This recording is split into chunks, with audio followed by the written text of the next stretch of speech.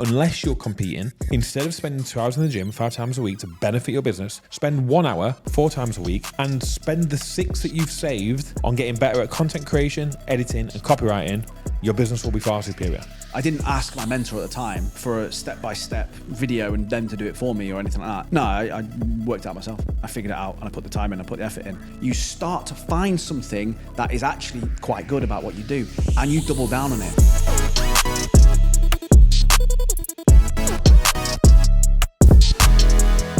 In this video, there are 6 things that online coaches don't need that you could be doing, but they're probably hindering you. So don't go anywhere. There you go. Hey guys, we are Dan and Mike, and we are here to help you with your fitness business, online fitness business. Fitness business? Who knows? Could work both. In any way we can, with our help, with our actionable tips on YouTube. So if you like this video, it's just started, but like it. You're bound to like it. You clicked on it. Like it. Subscribe. Make sure you subscribe. If you like it, if nothing for this background. Beautiful. We've hired out a mansion. It's called The Nest. No, don't give it away. Oh, sorry. It's Mike's home. Yeah. Mike's mansion we're in. It's got the fire there. It's quite warm, actually. It's too hot, if anything. Too hot, yeah. There you go. Right, so the first thing that you don't need, I'm going to look at my phone. There's 6, is there? 6 things. I don't know what these 6 things are. 1, 2, 3. I probably do know what they are. 4, 5, 6, yeah. 6 things. So the first thing that you don't need in your business, that you probably do have, but actually could be hindering you, is an application form. A type form application form. So just before we go further into the exact details of this, if you do have one, by the way, just go quickly. Now, pause this video. Just go check how many people click on it and how many people complete it. Just work out that percentage while you're doing that. So Dan asked for that because we regularly see people come in who have got type forms through advice from other mentors, so on and so forth, because it's an easy way for you to have, for somebody to apply for their coaching. Do you know what's easier? If they send you a message, that's easier than having them go through 9, 10, 11, 12 questions. That's easier. So the reason why Dan said that is because the clicks that are going to be on that link are going to be much, much higher than the completions. And I think for some of you, it'll be quite surprising.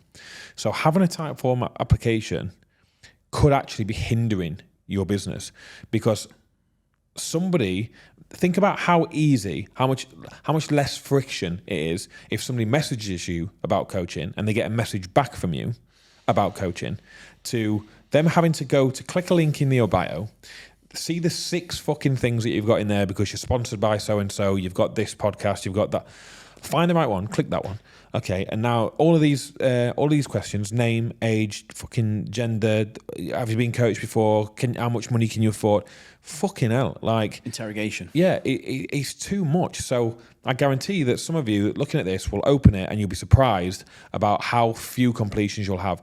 And it's only because they've either got bored, it's put them off, or they didn't have time. I think a lot of the time what happens with it is people get overwhelmed by the fact they go, oh God, I've got to go into this much detail. You're getting this much detail to get on a call with you. What do you think the coaching is going to be like? And these coaches as well regularly post content being like, oh, it's simple, straightforward, without giving up all these things. And then all of a sudden you hit them with a 12-question questionnaire to get on a call with you, a discovery call. And then they go, do you think that you're worth spending £5 a day on? Are you willing to invest £5 a day into your future self? All this sort of crap. And it's like, oh my God, makes it sound wanky for a start. And it's one of those things where it's like, it makes it sound as if there's this huge commitment straight up front and they're just booking a call with you. And all these questions people ask is the stuff you should be covering on a call in quite a chilled out environment and chilled out way of having a discussion with someone and having a chat with them. And it just seems baffling that they try and make it this really formal kind of thing. And I've got no doubt that the people who do fill out those forms are probably pretty pre-qualified and probably quite straightforward sales calls, unless you're whacking a huge upfront fucking payment on the front of it, which we'll get to in a second. The thing is that, the people that finish it are pre-qualified, but they would still have got on the phone with you 100% if that wasn't there, right? So it's not those that you need to worry about, because those were the ones that are pre-qualified. What those type forms are doing is putting people off who might be on the fence, right? Yeah. It's providing too much friction. If you're looking for the most amount of people that can come through the door, why put barriers to get there in the way? That's the whole point of having a sales call, is being able to demonstrate value, build rapport, and then make them make a decision on the phone. have that urgency on the phone that they can't go away, forget about it, come back to it after the weekend, go and price shop, kind of lose that feeling that they had when they were playing. Like, so it's actually for the ones in the middle. So the ones that completed it, and you might say, yeah, I regularly get, one or two, that come through. Okay, cool. Well, but if you compare that, well, what happens if it was 3 or 4 then, if you took that away? So I ask that question. I always say, over a month, let's say you get 6 people fill it out, and those 6 calls, you close 5 of them. Would you rather have, though, 20 calls, and let's say you only close 12 of them, right? And people go, I just don't like time wasters on the calls, don't like time wasters. Well, yeah, but it's only a waste of your time if over the course of the month you get less people in than if you would have not had the call. Do you know what I mean? I had like the form or something like that. And I just find it baffling that people are willing to leave so many leads on the table, so many conversations. Because not only on those sales calls is it about the sale, right? But you could come up with against objections that you've not even thought about, which you can then use in your content, which means that objection may not come up again in some calls. I just don't see why you wouldn't have 20 calls and practice and be better at calls then, because you've had 20 calls than 6, let's say. So again, I know the ratio there is the completion rate, success rate is better at 5 out of 6 calls than 12 out of 20. But what does your bank say? What do your client numbers say? Not only do you get more clients, you get 12 clients instead of 5, more social proof, more this, more that. It just seems daft that you wouldn't do that. Only should you be putting restrictions to working with you if you're full. Yeah. Like if you're full and you've got a ton of followers, again, we don't need to cover every single caveat and stuff in our points. The points we're making are for the people that want to hear it. But if you've got 100,000 followers and you're getting 30, 40 applications per week, and some of them are young kids and some of them are just fucking time wasters, yes, then put in friction. But for the majority of us that have got a reasonable amount of followers, that get a reasonable amount of inquiries, you can jump on a call with a few people per week that don't want to sign up for the sake of signing more people up that do want to join. 100%. So number two, something that you probably have in your business that you might not need because it could be hindering you is a minimum term for coaching. Why? So a lot of people do this and they say it on the call, and sometimes it's also because they charge up front. I don't know if that's one of the other 6 points. It is. Okay, so forget about that. I won't go into that bit then. So they say, it's a 3-month minimum term, all that sort of stuff. And let's say that on the sales call it goes well, and they sign up. Well, you've just told them that it's a 12-week program, effectively. You've just said it's a 3-month contract. And when we've had clients who do this before and use that system, what we have found is a large percentage of them drop off after 3 months. Why do you think they drop off after 3 months? Is it because they hit their goal? Is it because they're bored of coaching? Is it because all these other things, right? Could be. Could also be because that's what they thought it was, is that in their head they signed up for 3 months because they were like, right, it's a 3-month program. Cool, I'll do 3 months. Now, you could always do the upsell on the back end of that. We'll talk about it in a second with the upfront payments. Why give them that, and why say to them that's the length of time? Because I would hypothesize, if you were one of my clients, you would have a longer customer lifetime value than 3 months. Your clients would stay longer than that if they didn't assume straight off the bat that it was a 3-month program. I get why coaches do it, because you don't want what you would consider time wasters coming through the door and people dropping off after 1 or 2 months. So if you do everything else right, if you put out good content that attracts the right people, that gets the right people on the call, that handles objections in your content, that demonstrates exactly what you do, the chances of you getting a time waster is very, very slim. In fact, I can't actually remember having any kind of issue with people dropping off after month 1 or month 2. The odd occasion, I'm sure that a serious family emergency or something like that, odd occasion, and I'm talking very, very rare. Yeah. So the question that you have to ask yourself then is, okay, do I think I'm a good enough coach to be able to coach them and keep them for longer than 3 months? And the answer should be yes, because if you can't coach somebody who's put their hand up and said, I want coaching because I like what you're saying and I want a result, if you can't coach them and keep them for longer than 3 months, it's the coaching that you look at, not by enforcing a minimum term.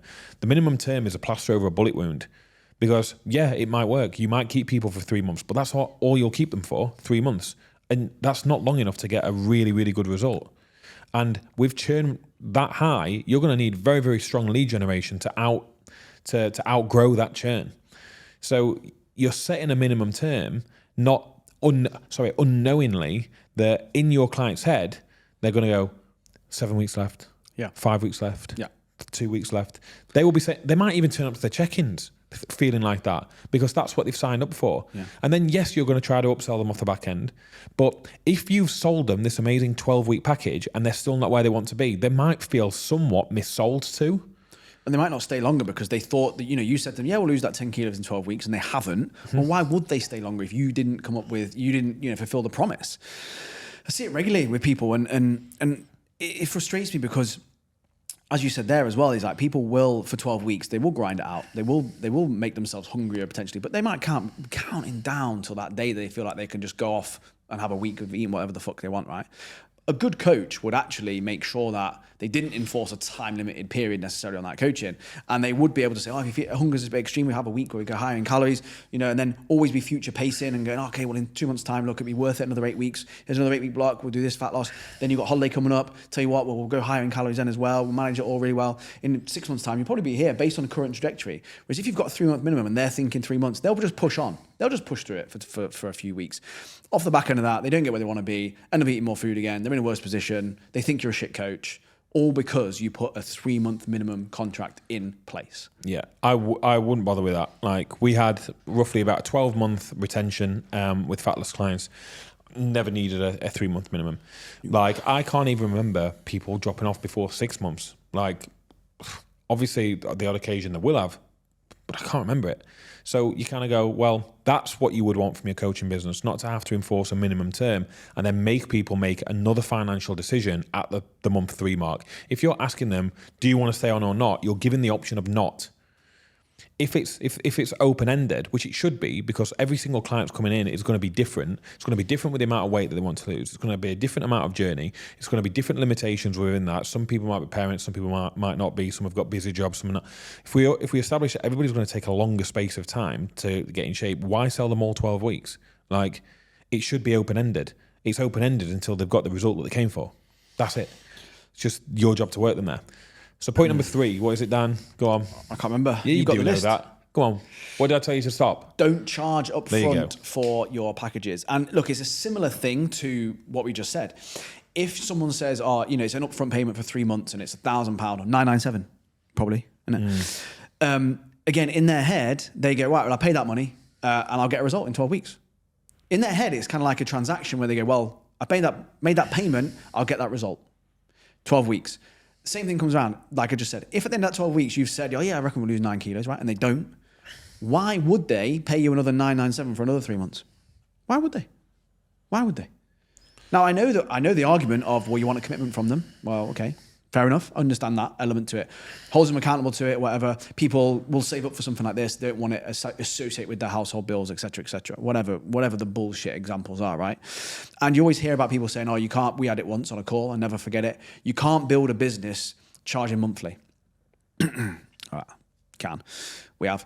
And again, it comes back down to, if you're a good coach, it works absolutely brilliantly. People factor it into their monthly bills. They factor it into you're as important to me as my bills. You're important to me as all my other outgoings, all this sort of stuff, right?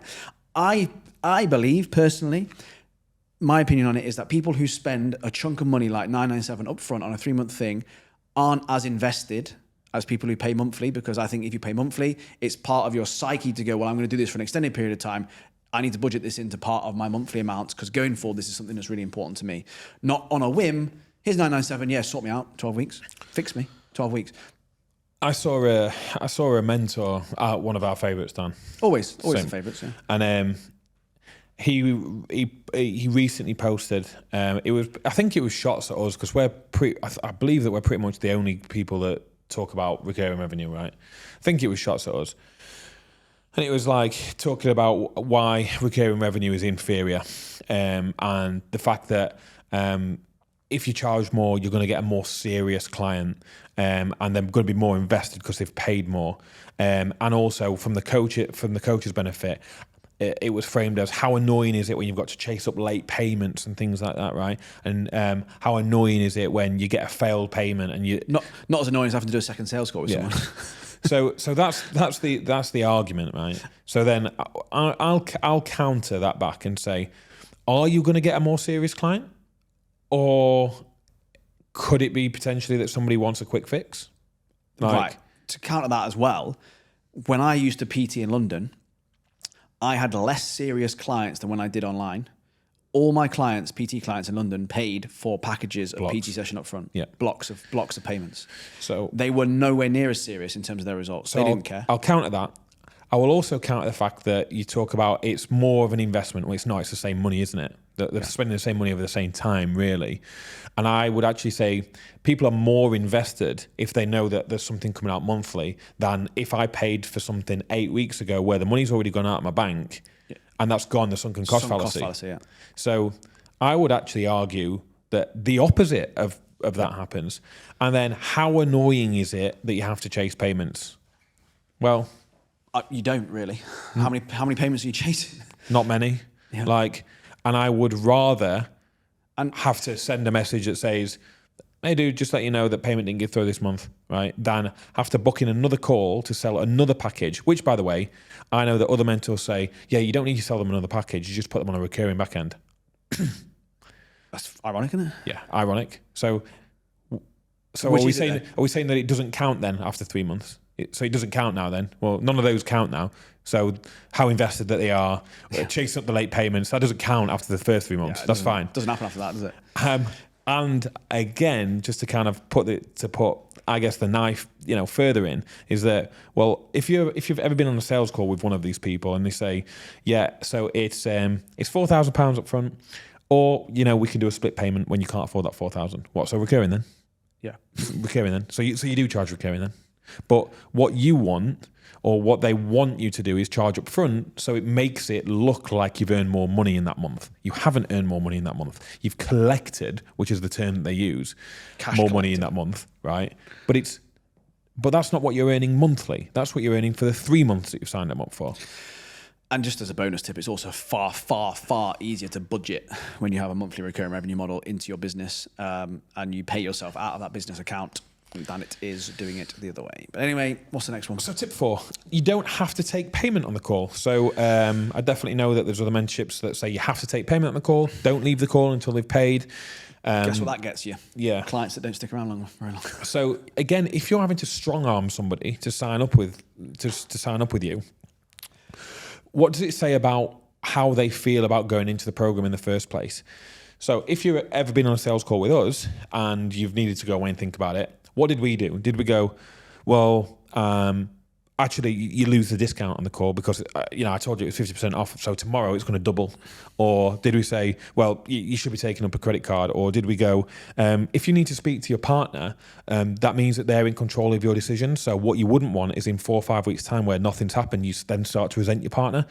We could do all of those objection handles. It's not like, these are not like things that we don't know about. These are things that we choose not to do because it doesn't sit well with our ethics. So if you've ever been on a sales call with us and you needed to think about it, what did we say? I'll tell you what I say. Yeah, no worries. It has to be right for you. So go away, by all means. Think about it as long as you want.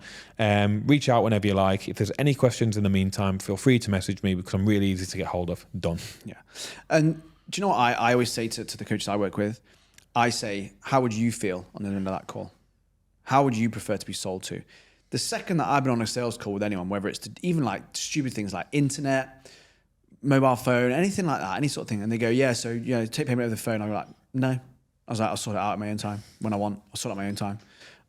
It puts me right off. It tells me more about that person. I just go, no. So we were on a sales call yesterday being sold to yesterday. Came off the call and the guy was like, yeah, just, I'll send everything over, have a little look at it, have a think about it, see what you want to do, blah, blah. We got together this morning. Yeah, we know we want it. It's cool. Yeah, we'll do it. If he'd have said on that call, yeah, so you got to make the decision now, make the payment, well, we'd have gone, no. Yeah. Straight away, wouldn't we? We'd have said no. Yeah. I would have. Yeah, you would have. Yeah. But yeah, we got together this morning after looking at the price and things, what we got, yeah, actually a pretty decent price. If he'd have said the same price on the call and said, right, get your card out, we'd have gone, no. Yeah. Think about you in that position and what you prefer and what you like and how you feel and how you're made to feel. And again, it comes back to the type of client you're then going to get in.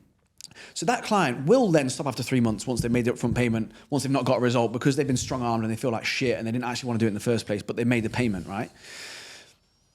That's why we have better clients. That's why our clients stay with us for 5 years, why they still get great results. They still pay us that monthly recurring revenue. If it was that shit, do you think they'd still be with us 4 or 5 years down the road? No, they wouldn't. And it all starts and stems from that niche, that all that sort of stuff we've talked about in loads of other videos. But it all stems from what you want out of your business and how you want to put things across and all that sort of stuff. And it leads to these better check-ins, it leads to better sales calls, which leads to better clients, leads to better results. We're not just saying this to be annoying or to be counterintuitive or to be anti these people. We have the evidence. We have the literal evidence that we're sharing with you all the time to show you why they're talking shit, and they have an agenda behind it whereby if you do more packages like that, they'll just share your Stripe screenshot on their stories, go, look how good a mentor I am. I got this person 20K in a month. You didn't. You got them 20K over the next 4 months, which is 5K a month. And they're not going to see that back in 4 months after that either. Whereas we post, oh yeah, made an extra 2K revenue in monthly recurring revenue after 4 months working with us. But then that 2K revenue is also going to be there in a year's time. And then a year's time after that. And it's going to be built longer over time. And it just frustrates me because once you break it down like we've just broken it down, you can see all the flaws in it. You can see all the issues and fundamentally why it's not the best choice for 95% of online coaches. So number 5 of the things that you don't need that you may well have is like a success coach. So there's a bit of a trend of hiring success coaches within your business. Like accountability coach, something along those lines. Let me tell you this.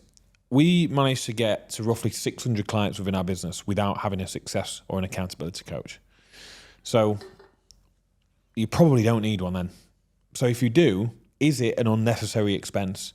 Is what they're doing pretty much nothing that you couldn't do anyway? So you don't need to start to hire a team. Don't be pressured and made to feel like you need to hire a team to make it look like a business. The amount of employees within a business doesn't make it any more of a business than people with less employees. It doesn't change the cash in your pocket. Well, it actually does. It probably means that there's less cash in your pocket. Yeah, more expenses. Yeah, more expenses. But it doesn't change. It doesn't make it any less. It doesn't make it more inferior to have less people within your team. To make it leaner, to keep it leaner, you're going to see better net profit. You're going to be able to do a little bit more. You're going to have less of the pressure of managing a team. So I would say you don't need one. I think it's sold to people who just want a bit of time back, and it, you know, you're sold as this concept. I don't want to say you're lazy if you want one. That's not what I mean at all. But you're sold this element of, I'll get some of your time back and enjoy that time. Do you know what you're going to do in that time? Is worrying about the success coach and having to upskill them and having to make them better and check in on them and manage employees. I think employees is a bit of a false positive, and that you get sold this. It takes time away from these tasks that you don't want to do. Yeah, but you don't have to manage these people. You go from being a coach to a manager. And we've been in a position before. We've had people who work with us, for us, whatever you want to call it. And we've stressed as much about managing them and how they're getting on and the problems with them and how they're doing and positives, negatives, than we would have done just doing the task ourselves. So you might hire a coach. Let's say you hire a success coach and they do 20 check-ins for you, right? And however you do them, you know, they may just do some texts every so often. Let's say that those texts that they send as the accountability coach is like 2 in a week, 3 in a week, right? And you work out that it saves you an hour and a half in a week sending those texts, right? 3 lots of 30 minutes, whatever it is. But you spend an hour and a half a week chasing them up, checking up on them, chasing what they're doing, making sure they're good at what they do, mentoring them, which you probably should be. And you're paying for the privilege. And you're paying for that. So that you might only get back for that money you're paying out 15 minutes back in your week. Is it worth it? Oh yeah, but you can scale from there. Well, can you though? Because you're going to get another success coach to do the same thing. And the money going out has got to be worth, do you know what I mean? Like it just builds and builds and builds, and it comes down to like, is the juice worth the squeeze kind of thing? Yeah, I don't think it is half time. So the next thing that you don't need that you might have is VA. So again, we've got to where we're at without using VAs. If you message me on Instagram, it's me. Surprise, surprise. So you don't need a VA. There's going to be people out there that tell you that you do. There's people out there that own VA companies and are telling their mentees to have VAs. Wonder why they're telling them that? Yeah, why do you think? More money out of you. So you don't need a VA. We do all of our own messaging. Again, because we've set up a business that doesn't require us to send 100 outbound messages to a cold audience. We've set up a bit, then I probably would be outsourcing it. But we've done things differently to that. We've got better at content creation. We've actually built a brand. We've built a community. We've got a voice, and we engage with our followers and have a little bit of fun, have a bit of banter, make some jokes. chat, have opinions, and do it, in our opinion, in the right way. It doesn't take nothing to have 30, 40, 50 conversations a day. It doesn't, like, it really doesn't. So if you're then paying somebody else to go and do that, again, cool, you can. And this is me saying thou must not. Nothing, in our opinion, is black and white. But we're saying you don't need to. If you don't want to have one and you don't want to manage one, and things are getting missed where your VA messages a current client or an old client they're not supposed to, or a friend, and you've got to go in and, oh, sorry, that's my VA. Like, you don't have to do those things. You can just do it yourself if you want. Or another coach's client. Yeah. You can just, yeah. Don't have to keep messaging my clients, mate. That's fine. Yeah. It's just, the other thing as well about that is, look, everything that we talk about as well, if you've been here a while, if you haven't been here a while, hit subscribe and you'll see all these other videos, is that we talk about building personal relationships and having banter and having fun. VAs can't do that. It's not you, is it? It's not you doing that. So those 30, 40 conversations you're having are going to be better than 60 conversations that they're having. They'll be deeper, more meaningful. They relate to other things. Like, your VA ain't going to know what you posted about 2 weeks ago and the same conversation that you had with that person and the banter you had and the connection you had, to then go 6 weeks later, they're not going to look back over that, not going to know what to say, not going to know your way of saying it, how you might have done that. Waste of time. I got a message off one of my old clients, actually, and it was in response to that slide where I put up yesterday about I've just spent 20 bags on a watch, stuff, and it was quite obvious who it was aimed at. Who speaks like that? Yeah. So he replied saying, the guy that you're talking about on this side reminds me of a cheeky message I got the other week. I've now had to go and remove him and his entire team from my account. It boils my blood that the way they speak to some of us coaches. I said, what did he say? He basically said, I need a therapist or some shit like that because I didn't want to do his free audit. Yeah, I'll find the message, but I can see what he's doing and I should get angry, but I fucking hate the way of doing business and the tactics around it. So I put, that's fucked up. I love that screenshot. Yeah, I've got, yeah. You've got it? Oh, I can't wait to see it. So he's put, he's in brackets, probably not him. So either it's a VA. So if it is a VA, he's still telling them to do that. Yeah. Again, the point of this is not necessarily, to go in on somebody else, but I'm just trying to get across, like, how people are using VAs or how people are using DM tactics and the contrast that we would have to demonstrate that you don't need a VA. But anyway, so he's probably not him. He messaged me a lot over the last year trying to get me back into his program. Oh, so he must have worked with him before. I can't remember. Indirectly. And this time I just told him straight back that I'm not forking out 10 grand to do a 4-month program. And then he told me that I'm the problem if it doesn't work. There's a few other things too. I'll be honest, the whole capitalism thing, blah, blah, blah, right? But anyway, he was basically told that because he doesn't want to do his business audit, that he should probably take therapy because it's almost like a no-brainer type thing. It's almost like... Wow. Yeah. So the point of that is that if your there are scum out there. So, yeah, there's scum out there. If your DMs revolve around that and you don't want to do that, and that's the way that you're doing your DMs, then yeah, outsource to VA because they wouldn't sit well with me either. If that was the only way to get in clients, it wouldn't sit well with me either. So I probably would have someone else doing it for me. Now, luckily, you don't have to be a prick. So there is that. You can always remember, what's that again? Oh, I don't need to be a prick in my DMs. That's it. So I can probably do it myself then. I don't need somebody else to do it for me because actually what I would say in my DMs is nothing like that. I would never tell somebody they need therapy. I'd never tell somebody that they're force someone to get my free stupid stuff. for not... The daft thing about that, because that's just really annoyed me, is that a coach knows why you're trying to get them to do the free thing. They're not fucking stupid. Mm-hmm. They've unsubscribed from your list. They go out of your system. They don't want to be any involved in you anymore. You're trying to get them back into the system. It's just... What a knob. Innit? Oh, I just hate the man. I hate it. I hate him. Anyway, that was 6 things that you probably don't need within your business that you might already have, but could also be hindering you. Probably be a decent lead magnet. See you later. They're all lead magnets. Like, subscribe. Cheers.